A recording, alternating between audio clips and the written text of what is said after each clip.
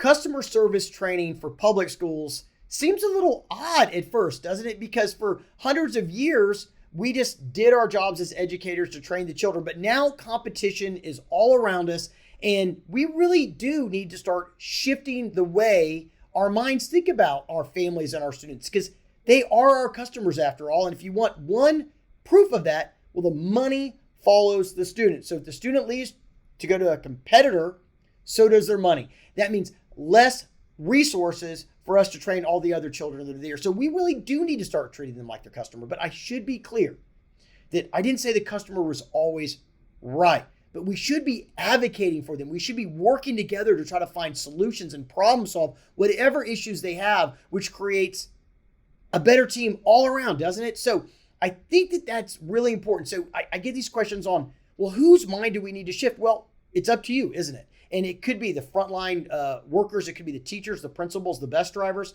Some districts train everybody to create an overall general attitude towards more positive interactions with their customers, the families. So I think you could think about that. And the benefits are really what I think you should be focused on for these training. So number one benefit we've seen is higher morale in general of your team, your employees. The people leave a job for two reasons: money and something else.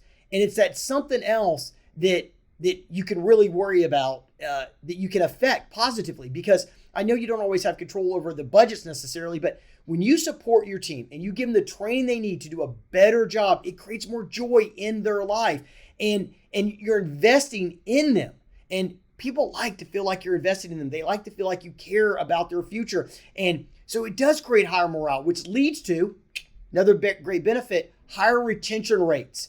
If people feel like they have the skills and the tools necessary to deal with difficult situations, because really, isn't that what customer service training is all about? Learning how to deal with difficult people, difficult situations. And if you give them a framework to operate within, everyone from a bus driver to a front desk person to the teachers, all the way up the chain of command, they're going to have more joy in their life, I promise, because now they have the resources to deal with those situations in a more positive way. They won't get what happens all too often, this fight or flight mentality, where people either run from conflicts or they try to fight with the conflicts. Instead, we teach them the one key takeaway: how to advocate.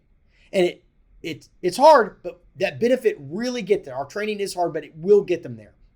And so another benefit is there's more money for the district. We talked about that. When everyone's on the customer service train, you're going to get and keep more of your students, which increases your budget. That's pretty awesome. And then the fourth one that we've seen more and more is that it starts to build a better reputation overall for the entire district, because people want to be on a winning team.